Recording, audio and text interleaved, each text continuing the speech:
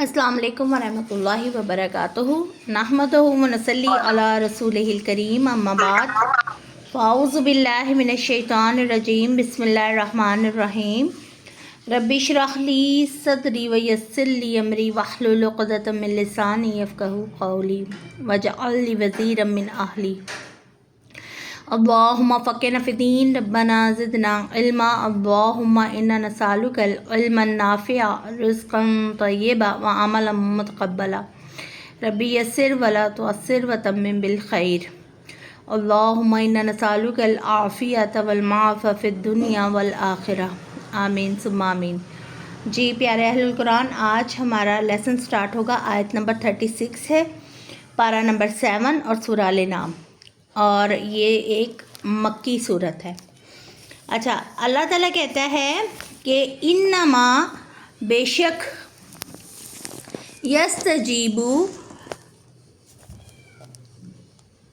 यस्तजीबुल्लज़ीना यस्मऊन वल मौता यबअसुहुमुल्लाहु सुम्मा इलैहि युरजऊन।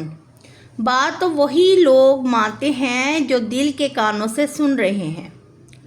मुर्दे तो अल्लाह उन्हें रोज़े क़यामत ज़िंदा करेगा, फिर वो उसी के हुज़ूर वापस लाए जाएंगे। अच्छा, यहाँ पर समझ आ रही है कि बसारत जो लोग रखते हैं, यानी हदायत की बात पहले हुई, तो हदायत को यहाँ कंटिन्यू किया गया और कहा जा रहा है कि जो भी लोग दिल से अपने ईमान को और हदायत को कबूल करेंगे ना, तो वही लोग ऐसे हैं जो सही मानों में हकीकत में बात को सुन रहे हैं। अदरवाइज़ मुर्दा दिल जो हैं वो ऐसी हैं कि जिनमें कोई गुंजाइश ही नहीं है, कोई उनमें ऐसी यानी कि हदायत की कोई रमक नहीं है कि वो हदायत हासिल करेंगे। और तमाम मुर्दा दिलों को अल्लाह ताला जो है वो आखिरत में रोज़े क़यामत में जमा करेगा, ज़िंदा करेगा, फिर उसके पास अल्लाह ताला के पास आएंगे। आप देखें कि यहाँ पर एक बात और समझने वाली है कि ऐसा दिल जो हदायत कबूल ना करे वो मुर्दा है। ऐसा दिल जो हदायत कबूल ना करे वो मुर्दा है। और अल्लाह ताला ने दिल को यहाँ पर मौजू बनाया है। आप देखें पूरे कुरान में जहाँ भी बात होगी दिल की बात होगी, तो दिल से जो भी बात की जाएगी, सोचता दिमाग है। जैसे आप लोगों ने पहले पढ़ा, एक टॉपिक मेरे साथ क्लासेस में हमने डिस्कस किया कि अमाल का दारोमदार यानी नीयतों पर है। तो नीयत का ताल्लुक सोच से है, लेकिन अमल का ताल्लुक जो वो दिल से हो जाता है कि आप कितने खलूस से नीयत से, कितने दिली तौर पे आप हाजिर होके कोई भी काम करते हैं, तो वो किस पे जाएगा, वो हार्ट सेट पे जाएगा। आपके जज्बात से इसका ताल्लुक है, ठीक है। तो सोचता दिमाग है, लेकिन उस सोच को अमल में लाता कौन है? दिल लाता है।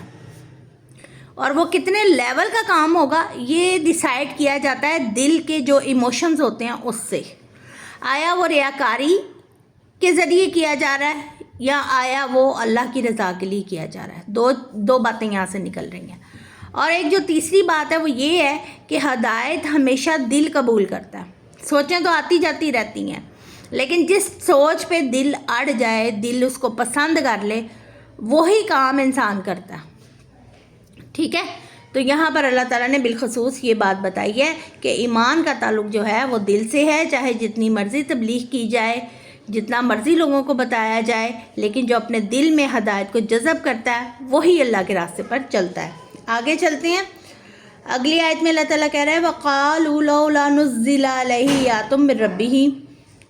अल्लाह ताला कहते हैं कि वो कहते हैं कि हम पर हमारे रब की तरफ से कोई मौजज़ा क्यों नहीं उतारा गया। आप इन्हें कहिए कि मौजज़ा उतारने पर तो अल्लाह ही कादिर है, लेकिन बात यह है कि इनमें से अक्सर नादान हैं। अब ये देखें कि ये लोग मौज़े का, पता कौन से वाले मौज़े का डिमांड कर रहे थे? ये हिस्सी मौज़े का। और हिस्सी मौज़ा कौन सा होता है? जो हमारे हवासे खमसा से यानी उनको पहचान सकें, जैसे आँखों से देख सकें, छू के महसूस कर सकें, ठीक है। तो जिसका ताल्लुक हिस्सियात से है, ये हिस्सी मौज़े की डिमांड कर रहे थे कफ़ारे मक्का। और वो इस चीज़ पर यानी कि बार बार इसरार कर रहे थे कि आप अगर असल नबी हैं, अगर आप सच्चे नबी हैं, तो कोई ऐसा मौजज़ा लाइए जिसको हम देख भी सकें, سن بھی سکیں، کوئی بھی معجزہ لے آئیں، کیونکہ ان کو یہ ساری شے جو تھی وہ یہودی اور اہل کتاب دیتے تھے نا۔ آپ کو پتہ ہے کہ پچھلی اقوام میں ایسے انبیاء گزرے کہ جنہیں اللہ تعالیٰ نے حصی معجزات جو ہیں وہ عطا کیے، جیسے آپ کو پتہ ہے حضرت صالح علیہ السلام ہیں، جن کا ذکر آپ انشاءاللہ آگے قرآن میں پڑھیں گے۔ قرآن میں ہی ہمیں پتہ چلتا ہے کہ انہیں اونٹنی کا معجزہ دیا گیا تھا۔ ان کی قوم نے یہ ڈیمانڈ کی تھی کہ پہاڑ پھٹے، اس میں سے حاملہ اونٹنی نکلے اور وہ بچہ جنے، تو یہ حصی معجزہ تھا۔ اس کو دیکھ کے، چھو کے، ہر چیز یعنی حواس خمسہ سے پہچانا جا رہا تھا۔ تو اسی قسم کا کفار جو تھے نا وہ معجزے کی ڈیمانڈ کرتے تھے۔ لیکن آپ یہ دیکھیں کہ صالح علیہ السلام کی قوم پر جب معجزہ اتارا گیا اور انہوں نے وہ معجزے کو دیکھتے ہوئے بھی ایمان نہ لانے کا یعنی راستہ چنا، تو اللہ نے اس قوم کو برباد کر دیا، اور اس کا نام نشان آج بھی نہیں ہے۔ تو معجزات جب آ جاتے ہیں نا تو پھر اس کے بعد امتحان اتنا سخت ہو جاتا ہے کہ انسان کے تصور سے باہر ہے، اور وہ پھر قوم برباد ہو جاتی ہے اگر وہ سیدھا راستہ اختیار نہیں کرتی۔ اور آپ صلی اللہ علیہ وآلہ وسلم کو جو چنا گیا آخرت تک کے لیے، نبی آخر زمان ہیں آپ صلی اللہ علیہ وآلہ وسلم، تمام زمانوں کے نبی ہیں اور قیامت تک کے لیے نبی ہیں، تو آپ صلی اللہ علیہ وسلم کی تعلیمات کو اور ان لوگوں کو اللہ تعالیٰ نے ہدایت پر لا کر رہنمائی دینی تھی تمام دنیا کو۔ تو اگر حصی معجزہ دے دیا جاتا تو قصہ ختم ہو جاتا، کیونکہ ایمان تو انہوں نے پھر بھی نہیں لانا تھا، اور اس کا ذکر اللہ تعالیٰ نے پہلے کر دیا۔ تو یہ چیز جو ہے نا اس کو آپ نے اچھے طریقے سے سمجھ لینا ہے۔ آج کے دور میں بھی ہم لوگوں میں پتہ کیا ہوتا ہے، مسلمانوں کو پریکٹیکل لائف دی گئی ہے۔ یہ دین ایسا نہیں ہے جیسے حضرت موسیٰ علیہ السلام کی قوم پر معجزات اترے۔ آپ نے سورہ بقرہ میں پڑھا کہ ان پر آسمان پر بادل کا ٹکڑا سایہ کرتا تھا، پھر ان کے لیے من و سلوہ اتارا گیا، پھر سمندر جو ہے وہ پھاڑ کر دو ٹکڑے کر دیا گیا، درمیان میں راستہ بن گیا۔ یہ سارے حصی معجزات تھے۔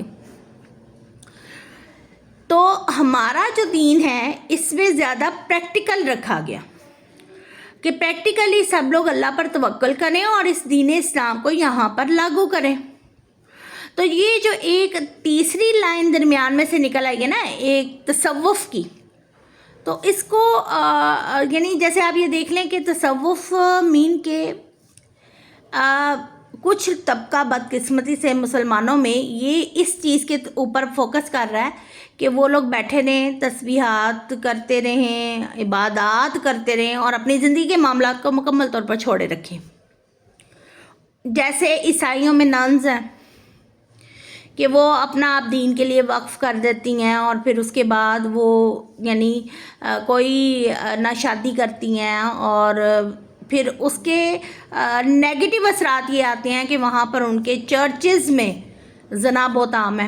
اور مسلمانوں میں یہ کیا ہو گیا، یہ اتنا پڑھنے والا ہے، یہ اتنا کرنے والا ہے، اس کے پاس کوئی معجزہ ہونا چاہیے۔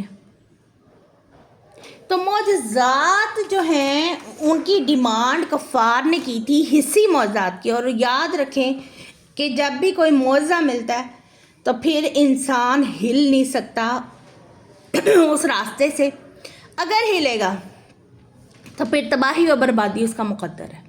تو اللہ نے تو پوری دنیا کو روشنی دینی ہے، مسلمان امت کو امت وسط بنایا ہے، تبلیغ کرے گی امت مسلم، اور آخرت تک جو ہے، قیامت تک جو ہے دین اسلام کو پھیلانے کی ذمہ داری جو ہے وہ امت مسلمہ پر دی گئی۔ اسی لیے حصی معجزہ جو ہے وہ نہیں اتارا گیا، یہ آپ نے ذہن میں رکھنا ہے، ٹھیک ہے۔ اور یہ ڈیمانڈ بار بار کفار نے کی تھی آپ صلی اللہ علیہ وآلہ وسلم سے۔ اور آپ صلی اللہ علیہ وسلم کا سب سے بڑا جو معجزہ ہے وہ ہے قرآن، ٹھیک ہے، جو ہر دور کے مسلمانوں کے لیے اور تمام دنیا کے لیے ہدایت کی کتاب ہے۔ تو یہ آپ نے ذہن میں رکھنا۔ آگے چلتے ہیں، اگلی آیت میں اللہ تعالیٰ فرما رہے ہیں وَمِن دَابَّةٍ فِي الْأَرْضِ وَلَا طَائِرٍ يَطِيرُ بِجَنَاحَيْهِ۔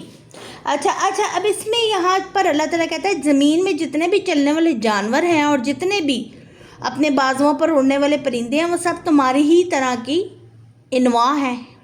ہم نے ان میں سے ان کی بھی تقدیر لکھنے میں کوئی یعنی مشکل نہیں رہی، ان سب کی تقدیر جو ہے وہ لکھی گئی ہے. جو یہاں پر بیان ہوا نا، اس میں لفظ ما فرطنا فی الکتاب، کہ ہم نے ان کی یعنی ہر چیز تقدیر کی کتاب میں لکھی ہوئی ہے. آپ کو پتہ ہے میری اور آپ کی تقدیریں لکھی جا چکی ہیں. تو اسی طرح سے دنیا میں رہنے والے جتنے بھی جس بھی قسم کے جانور ہیں، زمین پر چلنے والے، رینگنے والے، اڑنے والے، سب کا فیصلہ ہر چیز تقدیر میں لکھ دی گئی ہے. ٹھیک ہے. اور پھر اللہ تعالیٰ کہتا ہے ثم الیہ ربہم یحشرون، اور پھر یہ سب کے سب اللہ کے حضور یعنی اکٹھے کیے جائیں گے. اب یہاں پر ایک بات کر لیں کہ سب قسم کی انواع یعنی سب اقسام، چاہے وہ جانوروں میں سے ہیں، چاہے وہ حشرات الارض ہیں، چاہے وہ پرندے ہیں، اسی طرح سے انسان ہیں، ان کے لیے اللہ تعالیٰ نے اپنی فطری حدود قائم کر دی ہیں. اور ان کے لیے جتنی چیزیں یعنی ان کو اللہ تعالیٰ نے قوانین کا پابند بنا دیا. کیسے کہ پانی کے لیے قانون اللہ تعالیٰ نے بنایا کہ پانی جو ہے بلندی سے ہی نیچے گرے گا. نیچے سے اوپر آپ کبھی دیکھیں پہاڑوں میں بلندی سے نیچے گرتا ہے پانی، اور جب کبھی بھی پانی کو آپ گرائیں وہ نیچے سے نیچے ہی آتا ہے، یعنی وہ اوپر جا کے نیچے گرتا ہے. یہ قانون ہو گیا کس کا؟ پانی کے لیے. اور اسی طرح سے پرندوں کے لیے قانون اللہ نے لکھ دیا بنا دیا کہ وہ اپنے پروں پر ہی اڑیں گے. اسی چیز کو مزید وضاحت سے دیکھیں کہ انسان جو ہے وہ زمین پر چلے گا قدم جما کے، نہ کہ ہوا میں اڑتا پھرتا رہے گا. ایسا کچھ بھی نہیں ہے، اس کے لیے یہ قانون بن گیا. کائنات کو دیکھیں کہ کائنات میں تمام سیارے جو ہیں وہ حرکت میں ہیں، اور اللہ تعالیٰ نے زمین کو بھی اینٹی کلاک وائز جو ہے اس کے لیے قانون بنا دیا کہ وہ اینٹی کلاک وائز جو ہے وہ گھومے گی. تو قرض کہ ہر ایک چیز کے لیے ایک قانون اللہ نے مقرر کیا، اس کے تحت ہر چیز چل رہی ہے. زمانے جو ہیں جانور، ان کو انواع اقسام کی بولیاں دی گئی ہیں. اسی طرح انسانوں میں دیکھ لیں آپ کہ ہر جو بھی علاقہ ہے اس کے لوگ مختلف زبانیں بولتے ہیں. اور آپ کو پتہ ہے کہ زبانوں کو بھی الہامی زبانیں کہا جاتا ہے، کہ زبانیں الہام کی گئی ہیں مختلف علاقے کے لوگوں کو، مختلف زبانیں. تو ہر نوع کے لیے اللہ تعالیٰ نے جو قوانین ہیں وہ بنا دیا. اب اسی طرح سے کالی مکھی ہے، وہ ہمیشہ گند پہ ہی بیٹھے گی اور گندی چیزوں پہ بیٹھتی ہے، اور جو شہد کی مکھی ہے وہ شہد ہی پروڈیوس کرے گی. تو یہ ایسے نہیں ہو رہا سب کچھ، یہ اللہ نے قرآن میں بتا دیا کہ میں نے قانون بنایا ہے ہر ایک کے لیے، اور وہ قوانین اور ہر ایک چیز کی زندگی، اس کا رزق، ہر چیز اس کا مقدر کتاب میں لکھ دیا گیا. اور وہ کتاب کون سی ہے؟ لوح محفوظ میں ہے. تقدیر یعنی لوح ہے. کلیئر ہو گیا یہ پوائنٹ آپ سب کو؟ جی میم. جی آگے چلتے ہیں. آگے اللہ تعالیٰ فرما رہا ہے والذین کذبوا بآیاتنا صم وبکم فی ظلمات من یشاء اللہ یضللہ. اب اللہ کہتا ہے کہ اور جن لوگوں نے ہماری آیات کو جھٹلایا وہ بہرے اور گونگے ہیں جو اندھیروں میں حق کو دیکھ بھی نہیں سکتے. اللہ جسے چاہے گمراہ کر دیتا ہے، اور جسے چاہے وہ راہ راست پہ لگا دیتا ہے. اچھا، یہ جو بات اوپر ہم نے پچھلی آیت میں پڑھی ہے نا کہ 38 آیت جو ہم نے پڑھی ہے الی ربہم یحشرون، تو جانوروں کا بھی حشر قائم ہوگا، یہ آپ یاد رکھیں. اور یعنی جانوروں کا بھی قیامت کے دن حساب کتاب ہوگا. کفر و شرک اور ایمان کا اور اعمال کا تو محاسبہ نہیں ہوگا، مگر جو ظلم کسی جانور نے دوسرے سے زیادتی کی ہوگی اس کا بدلہ ضرور دلایا جائے گا، کیونکہ انہیں اتنی عقل بخشی گئی ہے. جیسا کہ ایک حدیث ہے کہ جس میں سیدنا ابو ہریرہ سے وہ مروی ہے حدیث، اور مسلم کی ہے، کہ آپ صلی اللہ علیہ وسلم نے فرمایا قیامت کے دن تم سے حقداروں کے حق ادا کروائے جائیں گے، یہاں تک کہ سینگ والی بکری سے بے سینگ والی بکری کا بدلہ دلوایا جائے گا. کلیئر ہو گیا؟ اس حدیث سے ہم یہ دلیل لیتے ہیں کہ جانوروں کا بھی حشر قائم ہوگا. ان سے ایمان کا سوال نہیں ہوگا، کفر و شرک کا نہیں ہوگا، یہ انسانوں کے لیے اور جنوں کے لیے. ٹھیک ہے. اچھا جی، اب اگلی آیت کی طرف جو بات آ رہی ہے کہ جو شخص اللہ کی آیات کو جھٹلا دے اور یعنی جو اللہ کی نشانیوں کو یا قرآن کو اس میں موجود دلائل کو اگر وہ جھٹلا دیتا ہے تو اس کی ساری راہیں ختم ہیں. اور اس کی مثال ایسی ہے جیسے کوئی گونگا بہرا اندھیروں میں ہو اور وہ اندھیروں کی وجہ سے نہ خود کو دیکھ پاتا ہے نہ راستے دیکھ پاتا ہے اور بہرا ہونے کی وجہ سے ہدایت کی بات نہیں سن سکتا, گونگا ہونے کی وجہ سے کسی سے پوچھ نہیں سکتا. تو ایسا شخص گمراہ ہوتا ہے. ہاں اگر کوئی شخص اپنا رویہ بدل لیتا ہے, آیات الہی پر غور کرنا شروع کر دیتا ہے تو پھر اللہ تعالیٰ بھی انہیں سیدھی راہ دکھا دیتا ہے جو ہدایت کا طالب ہوتا ہے. آگے چلتے ہیں, اگلی آیت ہے آیت نمبر 40 میں اللہ تعالیٰ فرمانے قُلْ أَرَأَيْتَكُمْ إِنْ أَتَاكُمْ عَذَابُ اللَّهِ أَوْ أَتَتْكُمُ السَّاعَةُ أَغَيْرَ اللَّهِ تَدْعُونَ إِن كُنتُمْ صَادِقِينَ. یہاں پر اللہ تعالیٰ کہتے ہیں کہ آپ ان سے پوچھئے کہ بھلا دیکھو تو اگر تمہیں اللہ کا عذاب آ جائے یا قیامت کی گھڑی آ پہنچے تو اس وقت تم لوگ اللہ کے سوا کسی دوسرے کو پکارو گے؟ بولو اگر تم سچے ہو. اب یہ دیکھیں یہاں پر اس آیت کو سمجھیے کہ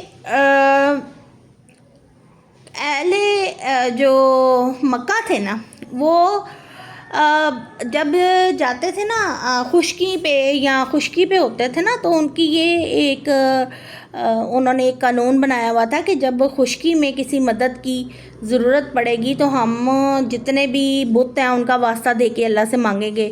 مانتے وہ بھی رب کو تھے, مانتے وہ بھی تھے کہ ایک رب موجود ہے پوری کائنات کو کریٹ کرنے والا, لیکن وہ انہوں نے ان کے شریک اللہ کے بنائے ہوئے تھے.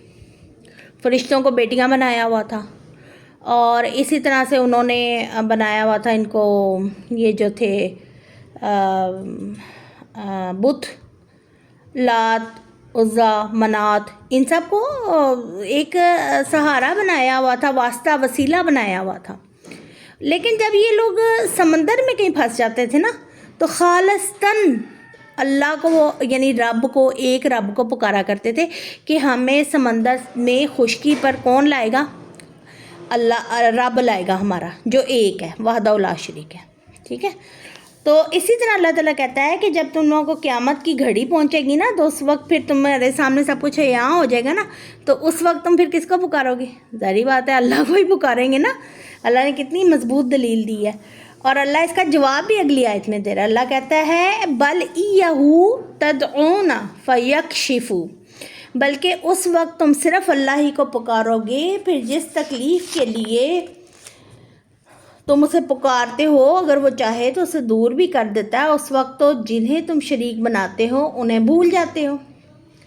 مصیبت میں اللہ ہی کام آتا ہے. یعنی اب یہ کیا بات ہو گئی اسی مشرکین کی عادت کی وجہ سے کہ یعنی جب ان کا جہاز طوفان وغیرہ کی زد میں آتا تھا تو اپنے معبودوں کو پہلے پکارتے تھے, پھر مصیبت نہیں ٹلتی تھی, موت نظر آنے لگتی تھی نا تو پھر کہتے تھے کہ صرف ایک اللہ کو پکارو.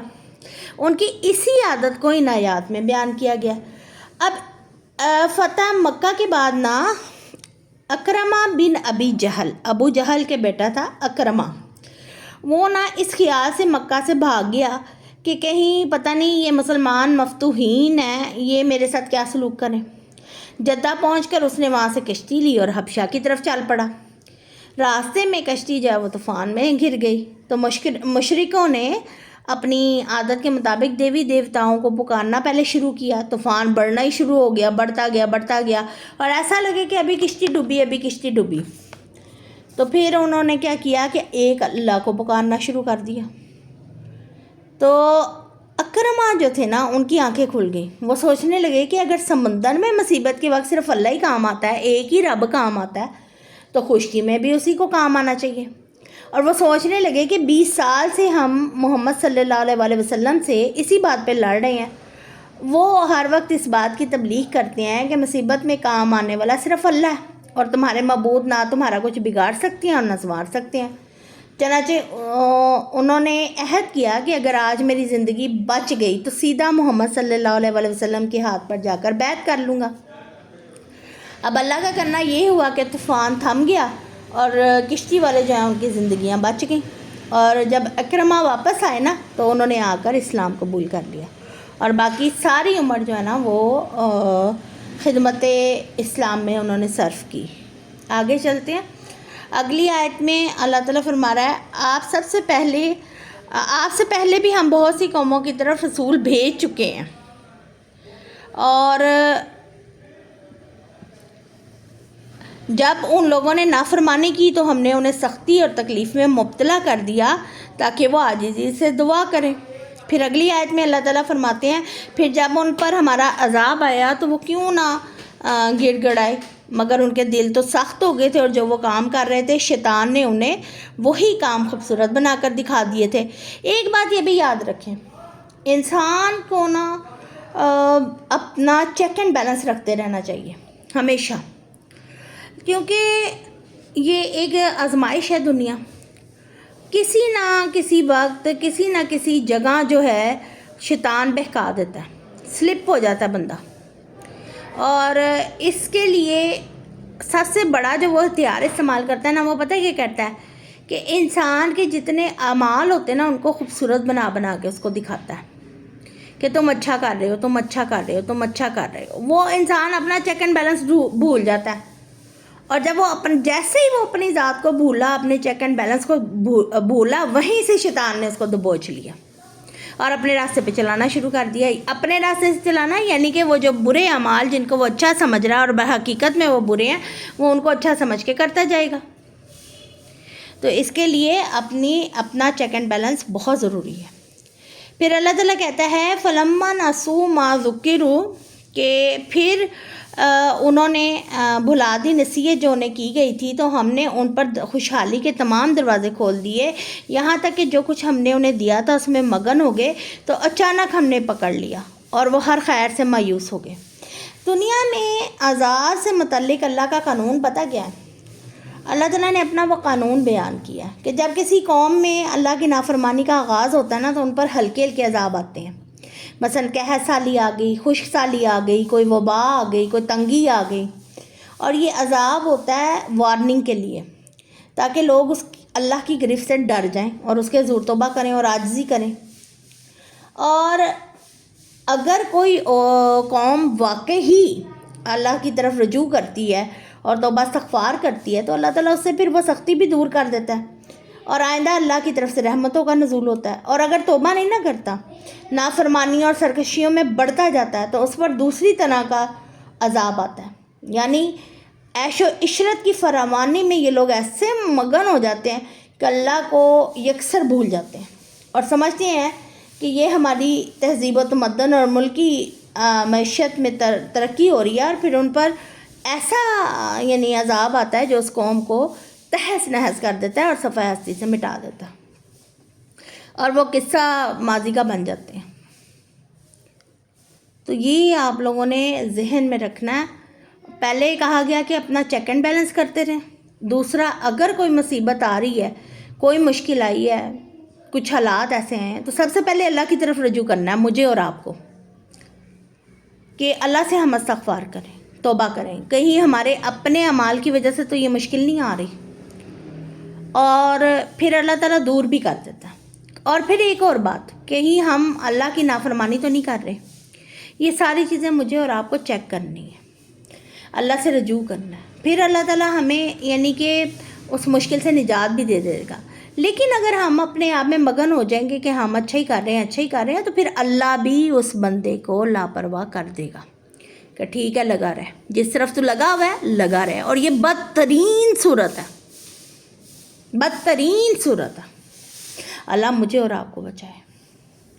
اللہ تعالیٰ آگے کہتا ہے کہ فَقُطِعَ دَابِرُ الْقَوْمِ الَّذِينَ ظَلَمُوا وَالْحَمْدُ لِلَّهِ رَبِّ الْعَالَمِينَ۔ اس طرح ان ظالموں کی جڑ کاٹ دی گئی، اور ہر طرح کی تعریف تو اللہ رب العزت کے لیے، رب العالمین کے لیے، جس نے ایسے ظالموں کو نیست و نابود کیا۔ یعنی اللہ کا لوگوں پر یہ بھی بڑا احسان ہے کہ وہ ظالموں کو وقتاً فوقتاً نیست و نابود کر دیتا ہے، تاکہ مظلوم لوگ ان کے ظلم و ستم سے نجات پائیں اور اپنی زندگی آرام اور سکون سے گزاریں۔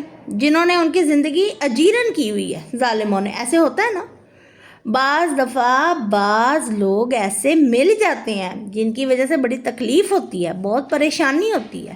اس کا ایکسپیرینس میں نے بھی کیا، آپ نے بھی کیا ہوگا۔ اور ہماری زندگیوں میں ایک بھوچال لے آتے ہیں ایسے لوگ.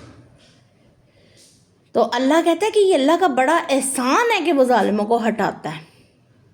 واقعی اللہ کا احسان ہے اور اس کے لیے ہمیں الحمدللہ رب العالمین کہنا چاہیے. اللہ کا شکر ہے کہ اللہ ظالموں کو ہٹا کے مظلوموں کی سنتا ہے. تو یہاں دعا کریں گے ہم اللہ سے کہ اللہ تعالیٰ ہمارے جتنے بھی یعنی کہ اللہ سے رجوع کریں گے ہم کہ اگر ہمارے گناہ یا تکلیفیں یا مصیبتیں جو ہمیں آ رہی ہیں ہمارے اعمال کے باعث ہیں تو اللہ ہمیں معاف فرمائے. اور اگر کسی ظالم کو مسلط کیا گیا ہے تو اللہ اس ظالم کو نیست و نابود کرے. یہ اللہ کا قانون ہے اور اللہ نے کہا ہے. تو پیاری سسٹر یہی آج کا لیسن تھا. اس کو سمجھیے، اپنے گھروں میں جاری کیجئے، قرآن کو اپنی ذات میں جاری کیجئے، اور اللہ کی بلیسنگز جو ہیں وہ ہمیں چاہیے دنیا میں بھی اور آخرت میں بھی. سبحان ربک رب العزت عما یصفون وسلام علی المرسلین والحمد للہ رب العالمین. سبحانک اللہم و بحمدک اشہد ان لا الہ الا انت استغفرک واتوب الیک. السلام علیکم ورحمۃ اللہ وبرکاتہ. وعلیکم السلام ورحمۃ اللہ وبرکاتہ. جزاک اللہ ورحمۃ اللہ وبرکاتہ. تمام مشکلات فرمائے. آمین.